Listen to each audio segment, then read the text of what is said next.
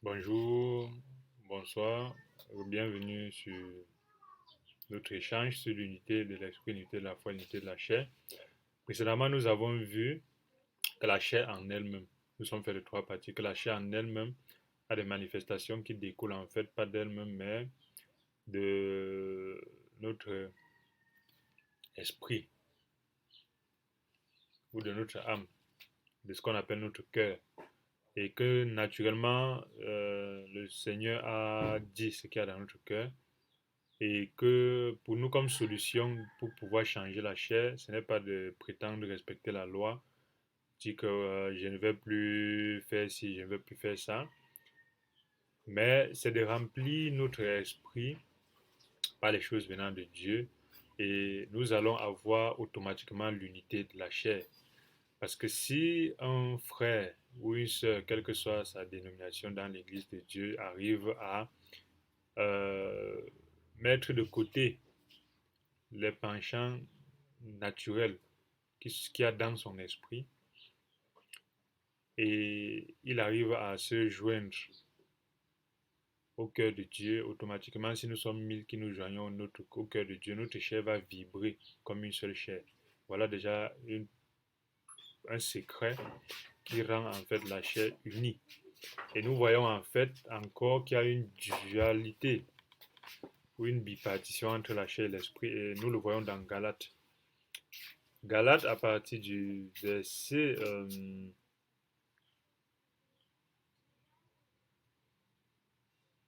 14. Parce que Galates, à partir du verset 14, nous parle des bases qui nous permettent de pouvoir être unis. On est unis lorsqu'on se méfie de soi. On est unis lorsqu'on connaît l'origine de nos pensées. On est unis lorsqu'on connaît l'origine de ce qui nous arrive. On est unis aussi lorsqu'on connaît qui nous sommes. On est unis lorsqu'on connaît quelle est la place de l'autre. On est unis lorsqu'on connaît la notion d'autorité. On est unis lorsqu'on connaît la différence entre moi qui ai raison et Dieu qui a raison. Le verset 14 de Galates, chapitre 5 dit, car toute la loi est accomplie dans une seule parole, dans celle-ci tu aimeras ton prochain comme toi-même.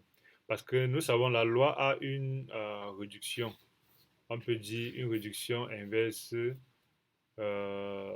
logarithme inverse. C'est une réduction qui vient de l'infini vers zéro. Euh, Ça veut dire, la loi vient de Dieu, qui lui est infini. Mais il a essayé de quand même de se dire, bon, comme vous êtes le descendant d'Adam, vous ne vous en sortez pas trop, je ne vais pas vous demander la perfection, mais je vous donne quand même 613. 613 et battez-vous avec cela. Donc je quitte de l'infini que je suis, je vous donne un ensemble de perfection lié à 613 choses que vous devez faire ou que vous ne devez pas faire. Et cette loi, il l'a mis dans le cœur de chaque être humain, quelle que soit sa race. Donc dans la race humaine, les 613 lois sont représentées. Mais ces 613 là, quand nous regardons, nous voyons que la désunion de notre esprit, de notre foi, de notre chair fait que nous n'arrivons pas à nous en sortir avec ces 113. Et il a encore réduit à 10. Et ces 10 là, au moins, on récite ça chaque jour depuis qu'on est petit. On se dit, je suis l'éternel ton Dieu, tu n'auras point d'autre Dieu que moi, tu feras ça, tu feras ci. Ça encore, c'est très dur. C'est très dur parce qu'on peut respecter peut-être 5, ce qui est très difficile, peut-être 6, peut-être 7, peut-être 8 pour les plus forts, les plus spirituels. Mais il a encore tout gâté en disant, si vous respectez 9 et que vous péchez contre un seul commandement, vous êtes coupable de tous. Bah, tu ne peux pas ne pas, dans une société, ne pas tuer, ne pas voler, mais dans une société où convoiter mène à la mort, si tu ne tues pas, c'est bien. Si tu ne voles pas, c'est bien. Mais si tu convoites, on va te tuer. Donc la vie va tout, quel que soit lambda. Autant que la vie du voleur va s'arrêter, autant que ta vie qui n'a pas volé, toi aussi tu vas t'arrêter. Donc le résultat, la mort est toujours là. Et Jésus est venu là condenser encore ces 10 là. Parce que ces 10 là, en fait, sont déjà condensés. Parce que la Bible est mathématique. Ces 10 là, quand on se rend compte, nous savons ces 10 là, c'est divisé en 5 lois qui disent d'aimer Dieu. Regardez bien les 5 premiers commandements disent d'aimer Dieu. Parce qu'ils disent, je suis l'éternel ton Dieu, tu n'auras point d'autre Dieu que moi, tu feras ceci, tu feras cela pour moi, pour moi, pour moi. Les 5 premières lois disent, aime Dieu. Pourquoi? Parce que le péché, en fait, ce n'est pas voler, mentir. Le péché, c'est d'aimer autre chose que Dieu. Adam n'a pas volé, Adam n'a pas menti, Adam n'a pas commis l'adultère. Adam n'a pas eu plusieurs femmes, Adam n'a pas eu fille, mais Adam est le plus grand pécheur, le pire des pécheurs, et il n'y aura jamais un pécheur comme Adam. C'est pas parce qu'il a transgressé la loi, c'est justement parce il a aimé une autre personne autre que Dieu. Et ça a créé une fracture qui a été répercutée sur nous. Alors nous, Dieu nous rappelle, aimez-moi, première loi. Et la deuxième loi qui a été réduite par Jésus, il a dit, aime ton prochain comme toi-même. Il a dit, vous aimerez l'Éternel, votre Dieu. Et la deuxième loi que Jésus a donnée, c'est aime ton prochain comme toi-même. En réalité, cette loi-là, lorsqu'on écoute les érudits juifs, qui, n'oublions pas, au niveau de la loi, ce sont des gens qui ont une compréhension plus avancée au niveau de la loi. Même s'ils n'ont pas le Saint-Esprit pour comprendre certaines choses, même si certains n'ont pas le Saint-Esprit pour comprendre certaines choses, d'autres juifs ont le Saint-Esprit, sont sauvés, font partie de l'Église. Même si certains n'ont pas le Saint-Esprit pour comprendre certaines choses, ils ont quand même la capacité que lorsqu'ils méditent la loi depuis leur enfance, ils ont une compréhension qui est supérieure. Alors ces érudits-là nous expliquent en fait que il n'est pas dit tu aimerais ton prochain comme toi-même. C'est pas de ça qu'il s'agit. Parce qu'en réalité, toi-même, tu ne t'aimes pas. Comment tu peux aimer ton prochain? C'est toi qui te lèves, tu ne prends pas soin de toi. Tu ne prends pas soin ni de ta chair, ni de ton esprit, ni de ta pensée, ni de ta foi, ni de ton cœur, ni de... L'être humain ne s'aime pas lui-même. L'être humain, au pire des cas, satisfait sa chair, donne à la chair ce qu'elle veut. Mais est-ce que l'être humain donne à son esprit ce qu'il veut? Est-ce que l'être humain donne à son âme ce qu'il veut? Vous voyez, à travers ça, nous comprenons déjà que l'être humain ne s'aime pas. Comment il peut aimer l'autre comme lui-même? Ça veut dire, sauf si aimer l'autre comme lui-même, c'est alors détester l'autre comme il se déteste lui-même. Je pense que voilà aussi ce que Dieu a voulu dire. Comme tu ne m'aimes pas, parce que c'est une seule loi, aime Dieu. Parce que si tu aimes Dieu, tout le reste en découle. Mais comme tu ne t'aimes pas toi-même, ce n'est que ça que tu vas faire à ton prochain. C'est pourquoi on tue son prochain en pensant que c'est lui qu'on tue, c'est nous qu'on tue. On fait du mal aux autres en pensant que c'est aux autres qu'on fait ça. Nous d'abord, parce que ce mal-là nous revient. Alors, en réalité, il traduit ce que c'est pas aime ton prochain comme toi-même, mais c'est ne fais pas à ton prochain ce que tu n'aimerais pas qu'on te fasse. Ça, c'est encore plus parfait. Et je pense que c'est la meilleure manière de traduire ce passage-là à partir de l'hébreu. C'est ne fais pas à ton prochain ce que tu n'aimerais pas qu'on te fasse. Il est 7 heures. Ça veut dire que, en réalité, si tu n'aimes pas qu'on te piétine le pied, ne piétine pas le pied de ton prochain. C'est différent de prétendre passer ta vie à fuir le pied de ton prochain. Non. Parce qu'à un moment donné, lorsque nous faisons certaines choses à notre prochain, nous avons tellement la colère et nous avons tellement de colère et de raison, nous sommes tellement convaincus que nous devons faire ça, qu'à un moment donné, personne ne peut nous convaincre de ne plus le faire. On est tellement en colère que même si c'est Dieu lui-même qui descend pour nous dire ne fais pas ça, on va le faire. Mais si à notre niveau, nous comprenons donc qu'il ne s'agit plus de dire que je ne vais pas lui faire ça, mais parce que je dois l'aimer comme moi. En ce moment, il n'y a pas d'amour. En ce moment, nous sommes comme possédés.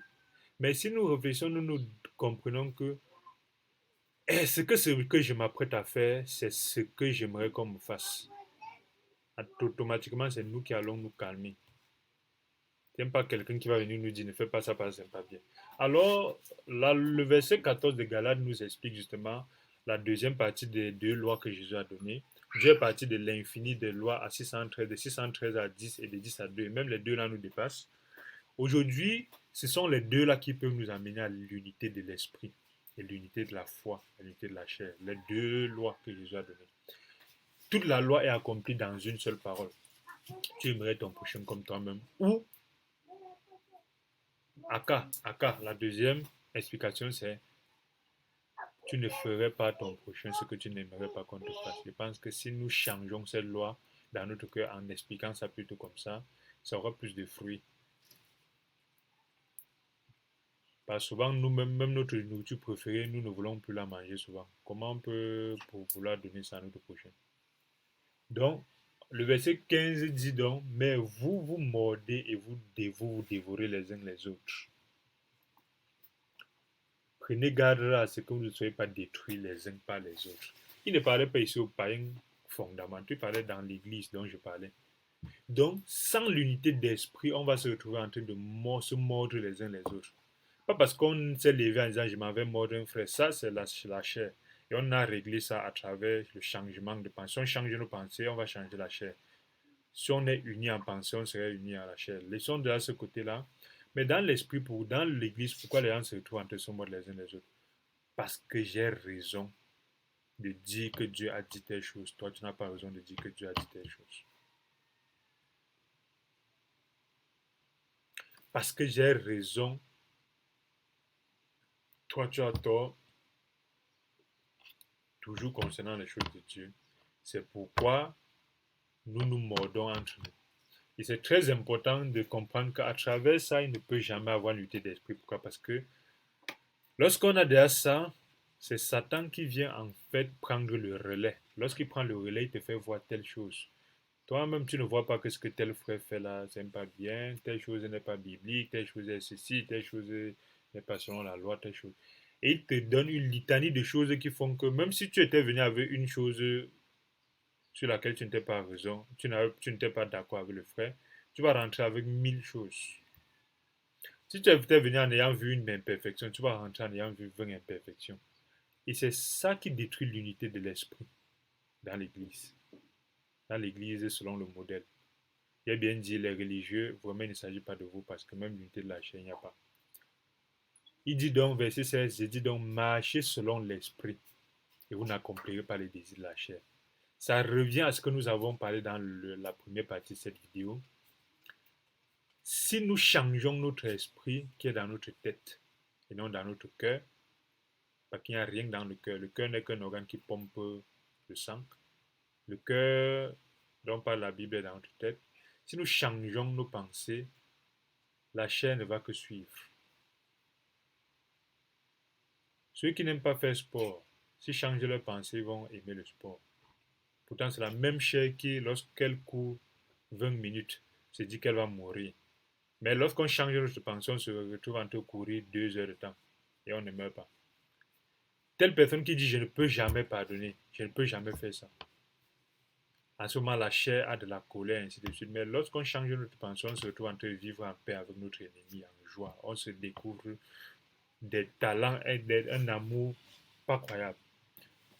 Alors, le verset dit marchez selon l'esprit et vous n'accomplirez pas les œuvres de la chair. Beaucoup de frères et sœurs ont donc voulu mettre l'esprit de côté et changer la chair. C'est pourquoi ils essayent et ils échouent. Ils essayent, ça marche un peu, après ça échoue. Après, ils se retrouvent fatigués. Ils disent que le christianisme est dur. C'est vrai, le christianisme est la religion la plus dure du monde. C'est pas une religion en tant que telle, mais c'est la voie pour suivre Dieu la plus dure du monde. Pourtant, elle semble la plus simple. Le christianisme ressemble à je vais seulement aller à l'église, appliquer la loi, rentrer, vivre peace and love. C'est pas ça. Le christianisme, c'est porte ta croix qui pèse et suis Dieu. Chaque jour, tu vas faire un pas en ayant une croix dans le dos et c'est très très difficile. Alors le verset 17 dit car la chair et ses désirs sont contraires à ceux de l'esprit et l'esprit a de contraires à ceux de la chair. Ils sont opposés les uns entre eux car vous ne afin que vous ne fassiez pas ce que vous voudrez.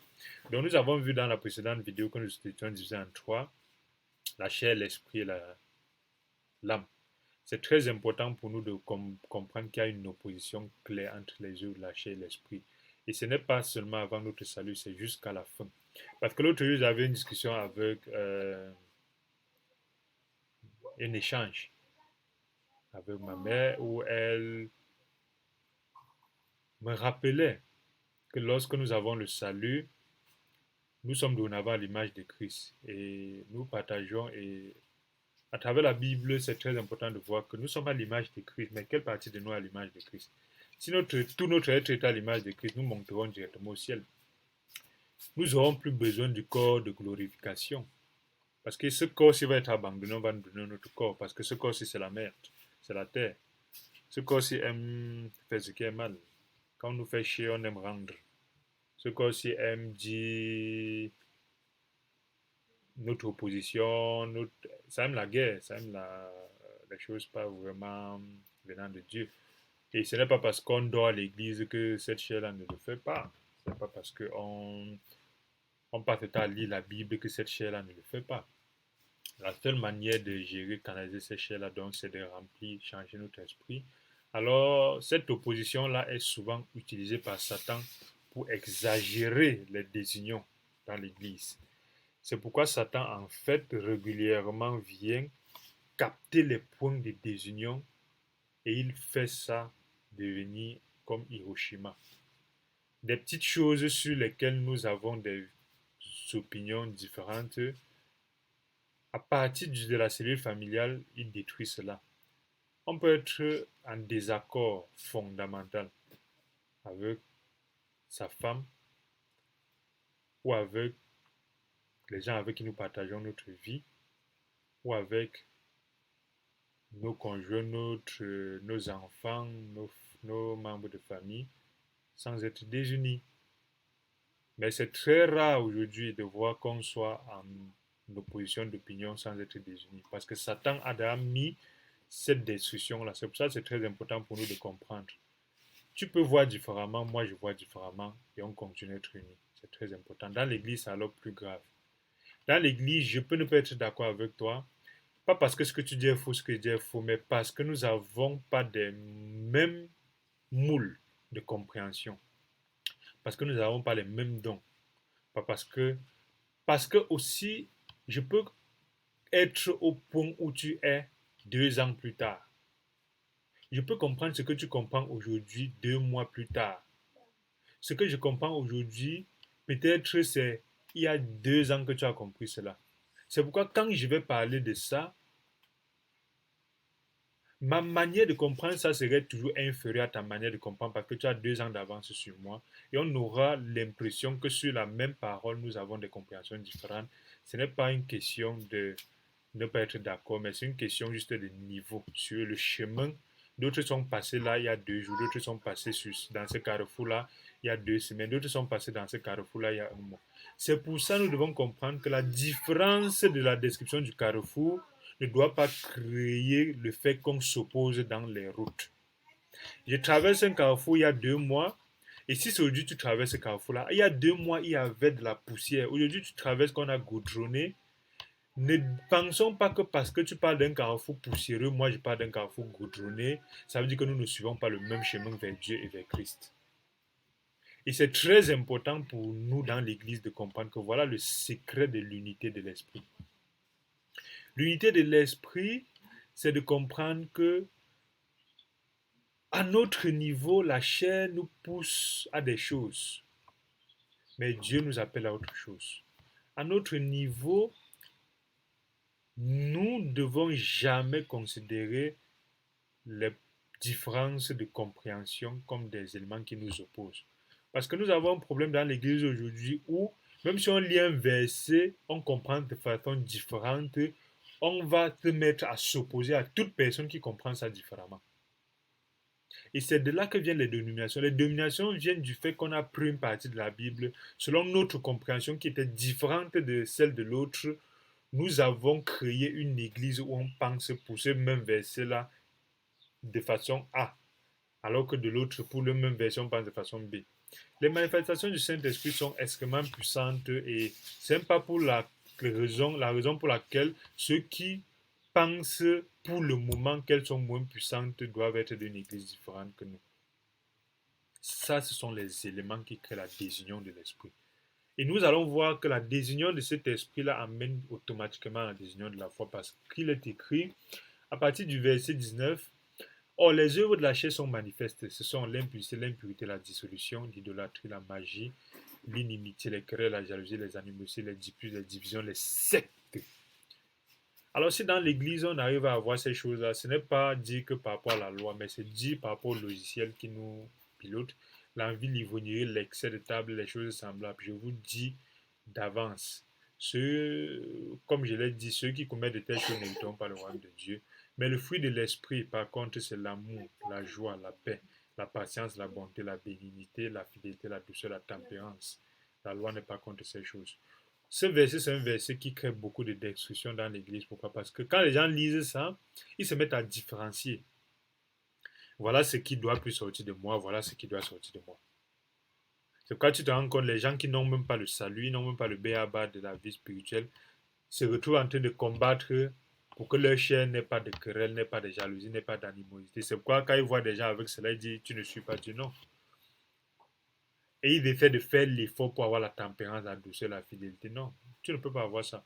La tempérance et la douceur de la fidélité viennent de Dieu. Et la seule manière d'exprimer ça, c'est de recevoir ça de Dieu.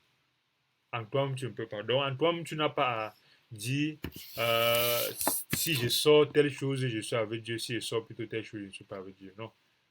À toi-même, tu dois te dire qu'est-ce qui me pilote actuellement. Si ce qui te pilote, c'est Satan, même si tu sors la fidélité, c'est une fidélité satanique. Si ce qui te pilote dans l'église, c'est Satan, même ta patience envers les frères et sœurs, c'est une patience de calcul. Au point où lorsqu'ils vont tomber, tu vas dire, ah ah, je vous ai dit que... Et c'est comme ça que tu vas être en train de faire la tâche de l'accusateur, Satan. C'est pas pour dire qu'on doit dormir sur nos lauriers, mais c'est pour dire que ce passage, c'est un passage qu'il faut bien voir ça dans le sens de lorsqu'on est uni avec l'esprit, les choses qui sont décrites avant le verset 22 disparaissent seules. Ce n'est pas par mon effort à respecter la loi dans l'église que cela disparaît, mais les choses qui sont dans le verset 22 apparaissent seules lorsqu'on est uni par l'esprit. Et l'union par l'esprit revient à se méfier de l'origine de ce qui vient à nous. Et l'union par l'esprit revient à accepter qu'on puisse nous dire telle chose, peut-être il faut faire ça différemment. Et Dieu a donné les mécanismes pour le faire.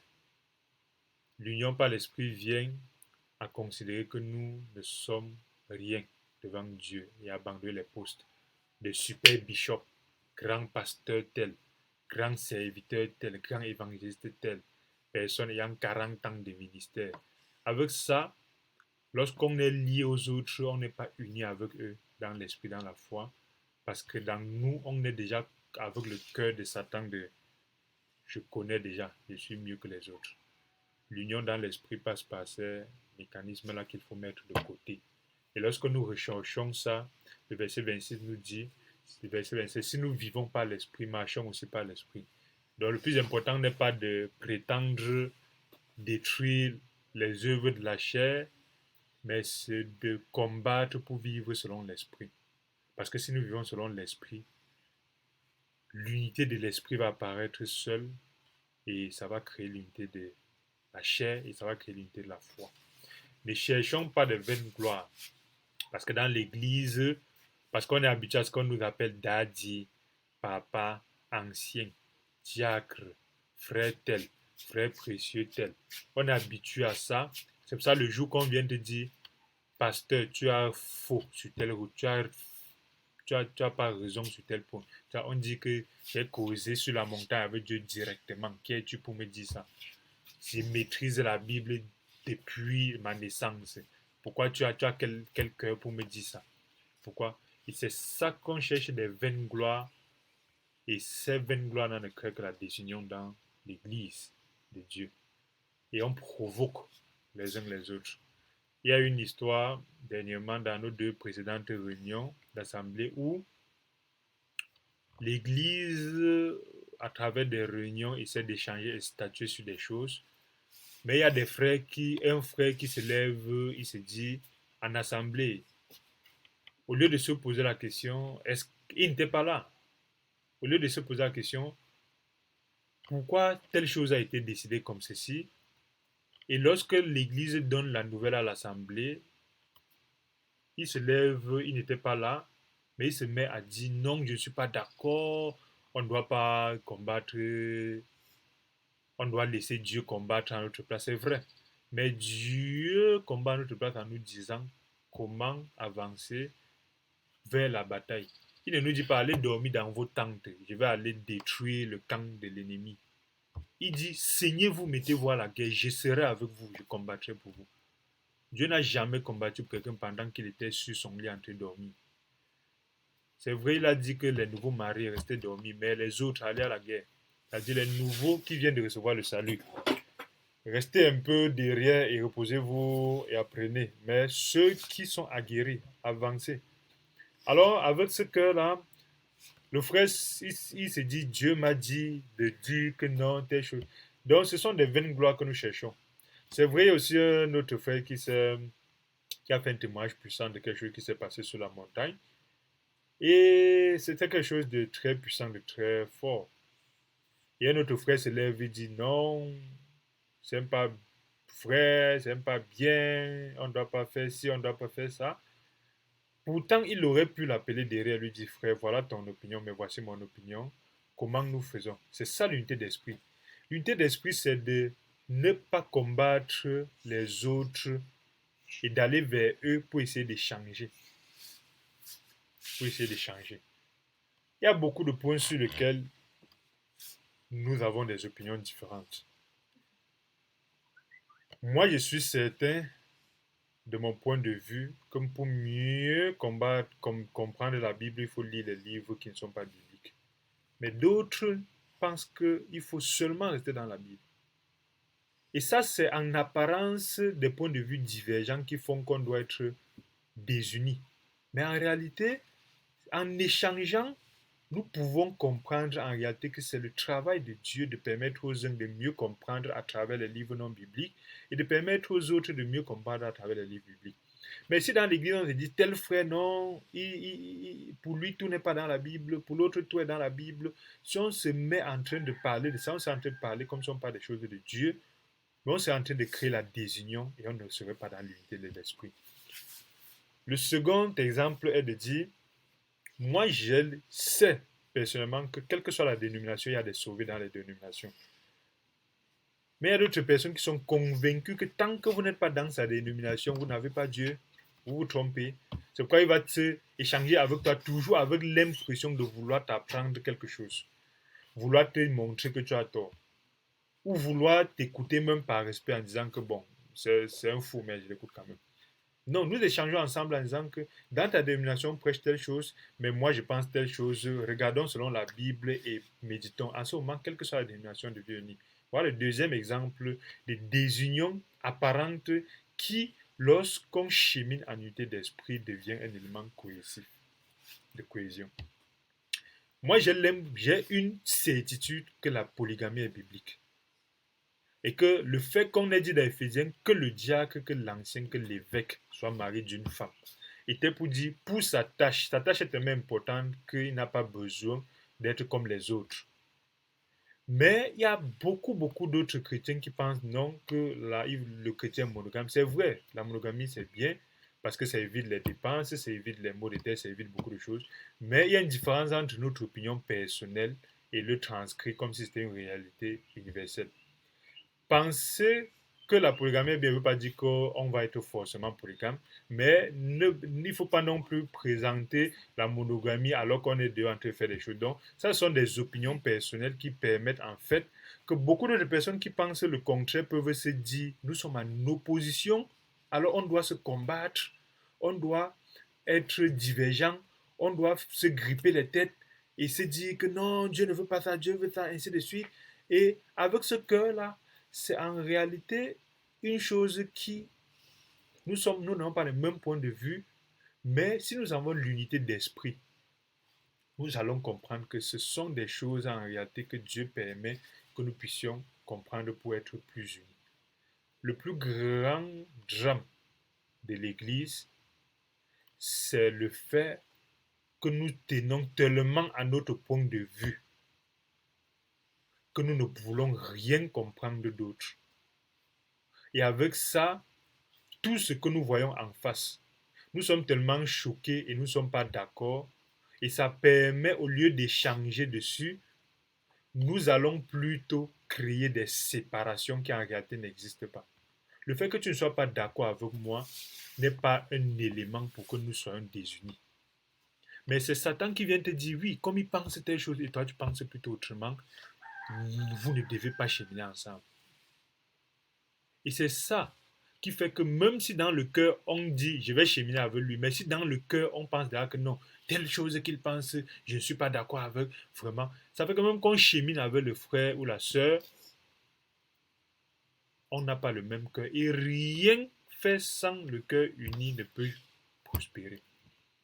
Donc l'unité de l'esprit permet justement de pouvoir comprendre que, quelles que soient nos différences d'opinion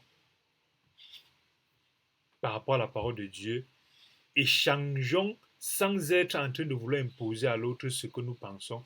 Échangeons aussi en comprenant que nous devons arrondir les bords et mettre de l'eau à notre vin. Parce que Paul l'explique clairement dans le livre de Corinthiens, dans le livre d'Éphésiens, à partir du verset 1. Il parle de l'unité de la foi pour terminer.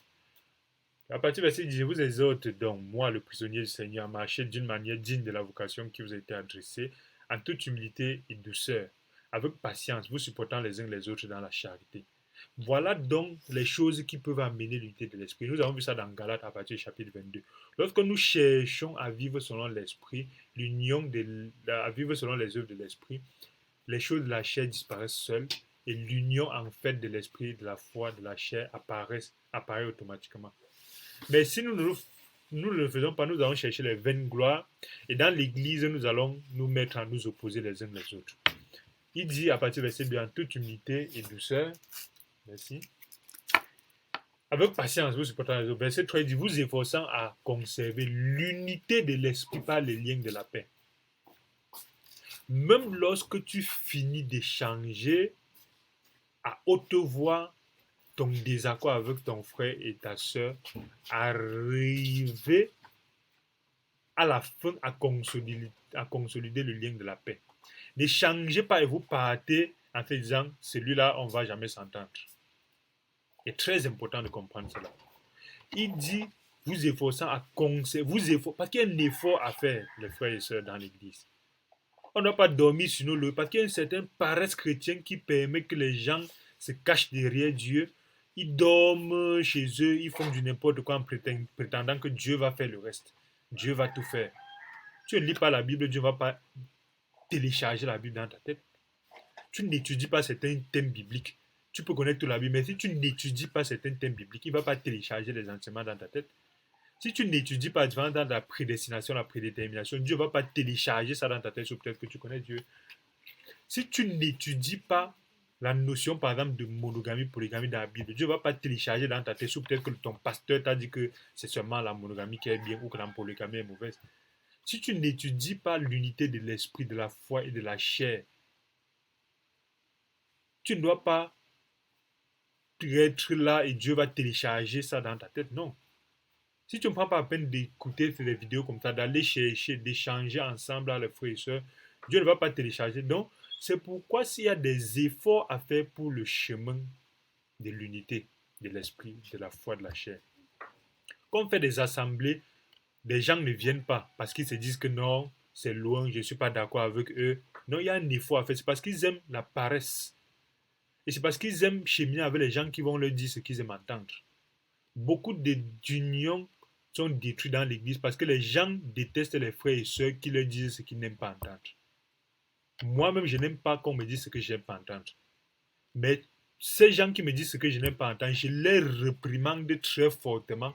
Mais après, j'essaie toujours de ne jamais m'éloigner d'eux parce que je sais que Dieu qui a mis en lui ce qui est contre ma pensée a mis aussi en lui une bénédiction qui permet que même lorsque je vais bagarrer avec lui verbalement, à la fin, je vais savoir que ce frère c'est précieux parce que, en réalité, ce qu'il dit là, heureusement, dans ma vie, j'ai reçu la grâce que même lorsque je n'accepte pas quelque chose, même si je n'accepte, j'ai l'impression de ne jamais accepter, je sais quand même que cette chose-là est quelque chose qu'il faut étudier et je travaille dessus, Dieu me fait grâce. Mais beaucoup de personnes qui pensent que, comme ils ne sont pas d'accord sur tel point, ces frères-là sont devenus Satan, c'est devenu l'ennemi, ils ne vont plus s'asseoir à l'église avec eux. Lorsqu'on fait des réunions mensuelles, ils ne sont plus là. Lorsqu'on fait des réunions hebdomadaires, ils ne sont plus là. Le mardi, le mercredi, le dimanche, lorsqu'on fait tel rassemblement, ils ne sont plus là. Parce que non, ils connaissent plus que les autres, ou on veut me dire ça, on veut me faire ça. Je suis dans telle ville. Je ne cherche pas à savoir comment ça se passe dans l'autre ville. Les autres choses qui se font là-bas, non, ils ont Dieu. Autant aussi j'ai ici, j'ai Dieu. Ça, c'est la paresse physique et mentale et psychologique. Et avec ça, ce sont les gens qui n'aiment pas l'effort du verset 3. Ce sont les adeptes du moindre effort, du cheminer avec mais les gens qui vont me faire la talakou, qui vont me dire ce que j'aime. Et ce monde-là, on ne porte pas sa croix dans ce monde-là. Dans ce monde-là, on chemine avec Dieu dans le monde des bisounours, où on cherche seulement à manger. On chemine avec Dieu pour le manger. Dès qu'on est, on cherche à cheminer avec Dieu pour être aussi quelqu'un. Si on s'efforce à conserver l'unité de l'esprit, ça veut dire que c'est dur.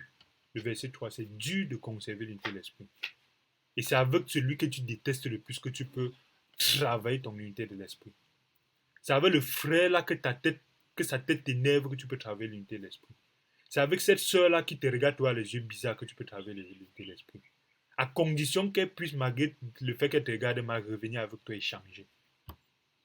Et qu'après votre échange, vous prenez rendez-vous pour la prochaine fois. Et donc, avec votre échange, vous dites jamais, jamais, jamais. Ça, c'est Satan.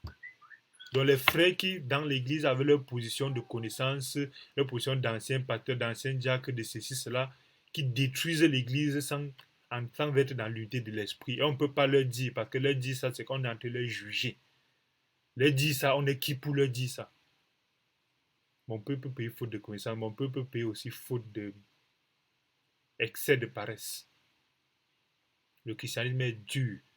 Et si vous voulez un christianisme facile, allez dans la religion. Le verset 4, il y a un seul corps et un seul esprit. Toi qui t'en vas dans ton coin là, lorsque vous allez vous mourir, vous allez arriver au ciel, tu vas saluer le frère là ou pas? Toi qui dis que tel frère, vous n'allez jamais vous asseoir côte à côte là. Au ciel, vous allez vous saluer ou pas? Si vous êtes voisins, vous allez faire comment? Donc c'est ça qui permet, ce sont des choses difficiles pour la chair. Je déteste quand on me dit certaines choses, mais je me dis, après, avec cette soeur-là, avec ce frère-là, au ciel, on sera ensemble ou pas? Aurais-je honte de le saluer au ciel? C'est pourquoi, malgré le fait que nous avons cheminé pendant des années d'un secteur, ces frères et ceux-là, quand ils nous voient, ils nous fuient. Mais nous allons toujours vers eux. Parce qu'on se dit, c'est tel frère précieux, malgré le fait qu'on n'a pas des points de vue exacts sur telle chose, mais ce sont des frères précieux et au ciel, on sera ensemble. Mais eux nous fuient parce qu'ils te disent que ceux-là, ils sont d'un monde différent. Et là, dans l'église, on ne doit pas avoir ça. Il y a un seul corps, le verset 4 d'Éphésiens 4. Et comme aussi, vous avez été appelés à une seule espérance par votre vocation. Il y a un seul Seigneur, une seule foi. Pourquoi il ne parle de un seul? C'est de l'unité dont nous parlons dans cette vidéo aussi. Un seul baptême, un seul Dieu, Père de tous. Père de celui qui parle du pentecôtiste, du catholique. Un seul Dieu, Père de tous. Et le Père de celui qui pense que qu'est-ce qui sépare beaucoup les chrétiens? Le père de celui qui pense que la polygamie est biblique, celui qui pense que la polygamie n'est pas biblique. Ils ont un seul père.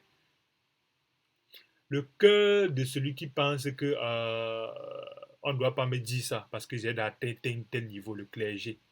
Non, le clergé doit être combattu même dans l'église. Si un frère se comporte comme le clergé, on doit le lui dire. Mais on doit toujours rester avec lui. La prochaine réunion doit être ensemble. Les échanges en ligne, on doit être ensemble. Malgré, même en étant ensemble, on va dire, frère, est-ce que tu as abandonné ta manière de penser là? Bibliquement, voilà un nouveau verset que j'ai vu. Voilà un nouveau thème que j'ai vu. On peut encore chercher. Peut-être c'est plutôt lui qui a raison. Ah, frère, c'est vrai que je ne suis pas d'accord sur tel point. Mais par rapport à ce que tu dis là, voilà un passage qui part dans ton sens. Et c'est comme ça que malgré le fait qu'on n'est pas d'accord sur tous les points, on conserve l'unité de l'esprit parce qu'on a un seul Dieu, une seule église, une seule vocation, un seul Seigneur, une seule foi, un seul baptême. Qui est au-dessus de tous, parmi tous et en tous? Dieu est parmi tous et en tous. Donc même le bébé spirituel qui vient dire au pasteur, au, au bishop, que là tu es déraisonnable. Il y a Dieu en lui. Et si c'est un vrai homme de Dieu, bah nous sommes tous des hommes de Dieu. Arrêtons le clergé là qui dit que c'est parce que tu es allé dans une école théologique ou c'est parce que tu as ceci. Non. Tout sauvé est un homme de Dieu. Malheureusement, il n'y a pas femme de Dieu, mais on a parlé de ça dans un échange l'autre jour. Regardez, la femme pasteur est apostasie. C'est dans cette chaîne-ci. Apostate, c'est l'apostasie de voir les femmes qui dirigent. Tout être humain est homme de Dieu. Et tout homme de Dieu doit écouter même la femme qui est à côté de lui. Tout être humain né de nouveau qui a le salut, bien sûr. Alors, il est écrit, verset 7, mais à chacun de nous, la grâce a été donnée selon la mesure du don de Christ. Donc, vous qui vous séparez là, à chacun de nous, il y a une portion qui doit être unie pour faire l'église de Dieu. Vous n'avez pas raison de vous séparer. Sous peut-être que vous n'êtes pas d'accord sur tel point, tel point, tel point. Quand vous vous séparez, il n'y a pas d'unité de la foi. Le verset 7 est clair. À chacun, il a été mis une portion selon le don. Un don est une faveur. C'est celui qui donne qui connaît ce qu'il donne. On ne demande pas un don. À l'autre, Dieu peut donner le don de te faire chier pour que tu ailles plus loin dans ton ministère. À l'autre, Dieu peut donner le don d'être toujours derrière toi en train de déceler ce qui ne va pas. Tout ce que tu fais qui va, lui ne parle jamais de ça. C'est ce que tu fais qui ne va pas qu'il est toujours là à te rappeler. C'est un don que Dieu a mis en lui pour te permettre de ne pas dormir sur tes lauriers. Et ne le déteste pas, ne te sépare pas de lui et ne part pas dans ta maison rester et lui reste dans sa maison. Vous dites que vous servez Dieu sous peut-être que vous n'êtes pas d'accord parce que l'autre ne voit que le mal en toi. Non. C'est ça l'unité de l'esprit. Et c'est quelque chose qui est tellement difficile en commençant par moi-même. C'est tellement difficile, mais lorsque nous expérimentons Dieu, nous comprenons que ce sont de ces personnes-là sont les plus précieuses autour de nous. Méfions-nous d'être dans un environnement où tout ce qu'on dit, on boit, on boit, on boit. On dit Amen, Amen, Amen, papa, daddy, pasteur, Amen, grand frère, Amen, ancien, Amen, ceci. Non, il faut qu'on soit capable d'avoir des frères qui disent que non, pas Amen. Tel point, tel point, tel point, voilà une opposition. Et c'est à toi, si c'est exactement ça, de mieux expliquer pour mieux expliquer ton point de vue. Et aussi, ou c'est à lui aussi, dans ton explication de se repentir, c'est à lui aussi de mieux expliquer pourquoi tu changes. Dans le verset 8 dit, c'est pourquoi il a dit, étant monté, il a ramené des captifs. Étant monté, il a ramené des captifs. Alors, c'est très important pour nous d'étudier vraiment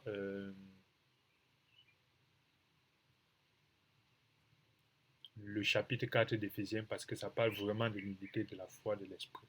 Parce que le verset 12 dit, le verset 11 dit même, il est donné aux autres, les uns comme apôtres. Pas apôtre quand on voit des églises réveillées là. Hein. Apôtre, vraiment quelqu'un qui est capable de quitter ici, aller quelque part pour implanter l'évangile. Et lorsqu'il implante l'évangile là-bas, il laisse à l'évangile, il repart ailleurs. Pas des apôtres qui viennent quelque part, ils tapent 5 ans, ils tapent 10 ans, tout ça. Après, l'autre, comme prophète. Pas prophète, quelqu'un qui se lève et dit que j'ai vu que tu vas aller en Europe, j'ai vu que tu vas être riche. Non. Prophète qui est capable de parler des choses de Dieu comme Dieu le lui a montré. Et comme évangéliste, quelqu'un qui décortique la parole de l'évangile que l'enseignant ou l'apôtre a expliqué. Il décortique ça de telle sorte qu'on dit waouh, c'est aussi simple. Alors que lorsque l'apôtre, le docteur ou l'enseignant parlait, on se disait mais c'est compliqué. Alors c'est très important pour nous de connaître ces dons-là. Et ces dons-là, en apparence, peuvent être des sujets d'opposition. Mais voilà ce que Dieu en dit. Dieu dit, les autres comme pasteurs, comme évangélistes. Le pasteur ici n'est pas celui-là qui se tape la poitrine, il dit que j'ai dirige l'église. Non, le pasteur c'est celui qui gère les cérémonies dans l'assemblée et c'est celui-là qui s'en va monitorer les âmes de façon plus spécifique. Ça veut dire que le pasteur c'est celui qui suit une âme exactement, pas pour diriger l'âme, mais dans le sens d'aider l'âme à se relever. Ça veut dire que si j'ai un problème dans mon couple ou dans mon foyer qui me dépasse, un pasteur peut m'aider à monitorer cela et nous cherchons ensemble Dieu de façon spécifique. Au nom et lieu de façon. Un pasteur est là pour nous aider à aller plus loin. Mais il ne me dirige pas, il ne me guide pas, il n'est pas celui qui dirige l'Église non plus. Un docteur, ici, ce n'est pas docteur PhD, ce n'est pas docteur de la loi, c'est enseignant. Quelqu'un qui est capable de te parler, par exemple, de l'enlèvement d'Enoch, qui n'est pas mort. Il te parle de ça, tu te dis, waouh! Donc voilà le cœur de Dieu dans l'enlèvement d'Enoch. Quelqu'un qui est capable de te parler de Balaam, qui n'était pas du peuple juif. Balaam, qui n'était pas un enfant direct de Dieu dans le sens que nous pensons que certains ils sont avec Dieu. Non. Balaam qui n'était pas descendant d'Abraham, mais qui était un homme de Dieu. Quand il t'explique cela, tu comprends que là, les choses de Dieu ne sont pas aussi évidentes que ça. Et c'est l'évangile qui vient après. Alors, qu'est-ce que Dieu dit? Il dit, tous ces dons-là, en réalité, sont là pour l'unité de la foi. Mais s'ils sont mal utilisés, ils vont créer de l'opposition. Par le docteur va vouloir montrer qu'il dépasse l'évangile. L'évangéliste va vouloir montrer qu'il dépasse l'apôtre. L'apôtre va vouloir montrer qu'il dépasse le prophète. Et c'est comme ça qu'il y a des unions. Alors que dans l'Église, il n'y a pas ces choses-là. Et nous disons donc que le verset 12 continue en disant, pour le perfectionnement des... L'ensemble des dons différents dans l'Église, c'est pour le perfectionnement des saints. Si tel frère pense A, l'autre pense B, l'autre pense Z, c'est pour le perfectionnement des saints. Échangeons ensemble, partageons ensemble, gagnons ensemble. Et l'édification, le perfectionnement des saints et l'édification du corps du Christ. C'est quoi nous parlons aujourd'hui de l'unité. De l'unité en Christ, de l'unité. Jusqu'à ce que nous soyons tous parvenus à l'unité de la foi. Voilà enfin d'où nous tombons. C'est à travers les différents ministères, les différents dons, que nous cheminons par un perfectionnement. Ce n'est pas comme si nous avons reçu le salut, nous sommes devenus du subitement parfaits. Non. Notre esprit est parfait. Mais l'âme et le corps ne sont pas parfaits. Alors nous avons un défaut à faire, un perfectionnement à faire. Et le verset 12 parle clairement.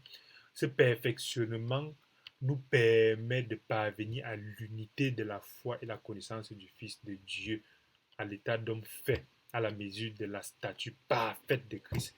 Ce perfectionnement nous permet d'être unis et cette unité nous permet de connaître Dieu et cette connaissance de Dieu nous permet de devenir parfaits. Seuls dans notre coin, avec nos adeptes et ceux qui chantent notre atalakou, nous ne pouvons pas être parfaits. C'est en cheminement avec mon opposé que le gars me challenge. Je dis telle chose, j'explique mal. Il me pousse à aller dans la Bible, rechercher encore pour venir bien expliquer. Je dis telle chose, il me dit que non, c'est pas vrai. Il me pousse, je m'en vais dans la Bible, je recherche encore pour me rendre compte que peut-être j'ai mal compris. Et je reviens donc, je dis, frère, oui, c'est vrai, tu avais raison sur telle chose. Et c'est comme ça que nous allons d'un perfectionnement qui nous rend parfaits en Christ. Et ça nous permet de, comme le verset 15, mais que professant la vérité dans la charité, nous croyons à tous égards à celui qui est le chef, le Christ. Nous avons une hiérarchie. C'est de lui et grâce à tous les liens de son assistance que tout le corps, bien coordonné en formant un solide assemblage, tire son accroissement selon la force qui convient à chacune de ses parties et s'édifie lui-même dans la charité. Quelle puissante parole sur l'unité. Cette puissante parole d'Éphésiens 4 que nous allons continuer à étudier. Alors c'est très important pour nous de comprendre donc les mécanismes qui amènent l'unité et les mécanismes qui amènent la désunion et les conclusions sur la procédure et les processus qui nous amènent dans l'unité. Merci d'avoir été là. Désolé pour la longueur de la vidéo. Merci d'être là. Et nous ne détenons pas la vérité, mais nous étudions ensemble la vérité. Nous échangeons ensemble sur la vérité pour être unis en esprit et unis dans la foi. C'est le but de Simama et merci de vous abonner, merci de partager la vidéo. À bientôt.